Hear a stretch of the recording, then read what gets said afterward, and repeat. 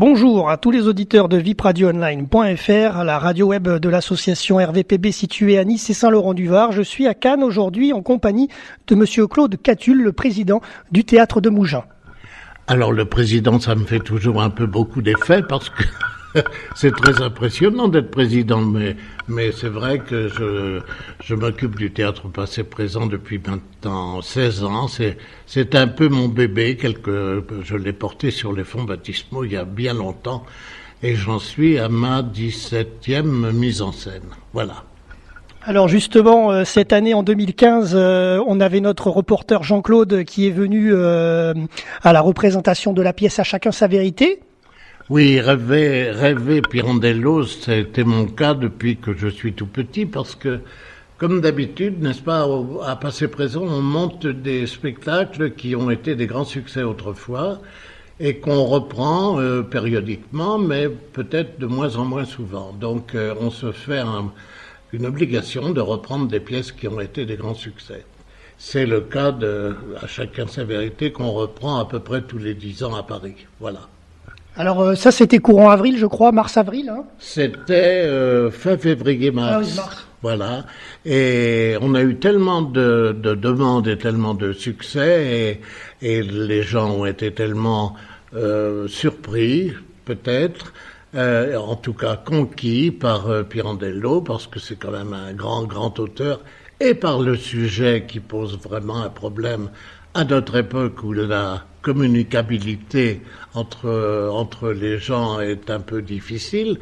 Donc on s'est dit, on risque le tout pour le tout, et c'est passé ô combien avec beaucoup de bonheur, et de ce fait, on est presque dans l'obligation de refaire 2 représentations supplémentaires, et je viens de retenir les dates du 3 et du 4 octobre.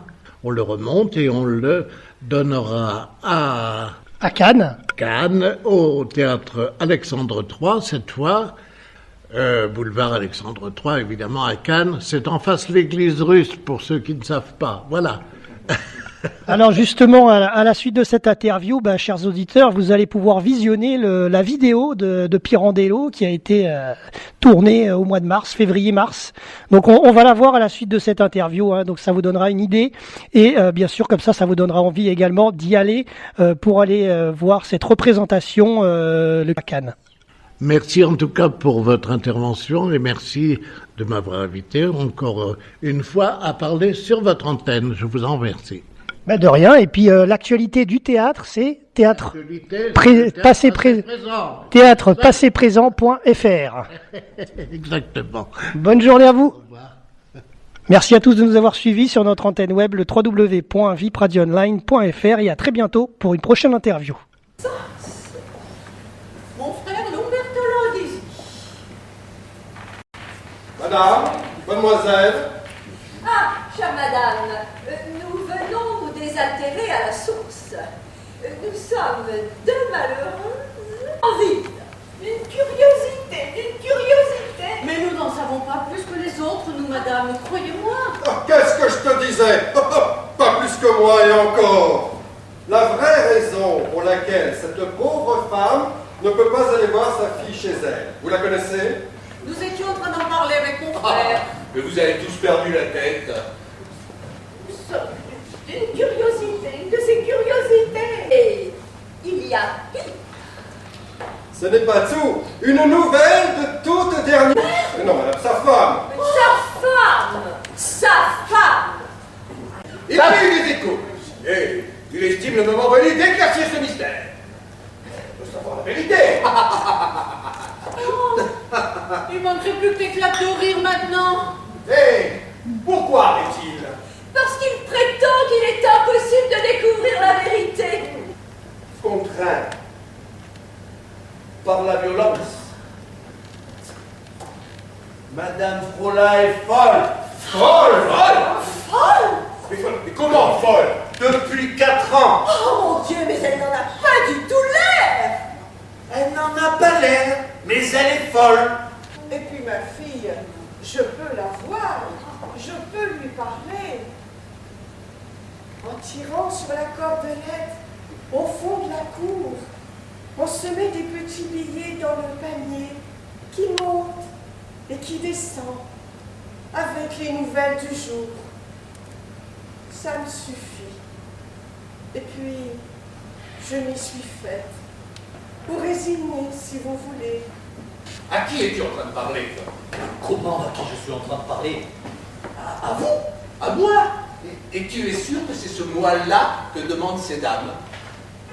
Bah, à vrai dire, elles ont demandé le frère de madame. Ah oui, mais c'est bien moi, mais il fallait le dire avant. Elle est entrée.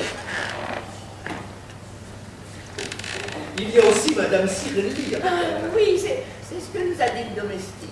Vous savez, tout a été monté à l'avance. Ah, vous allez voir ce que vous allez voir. Du grand spectacle.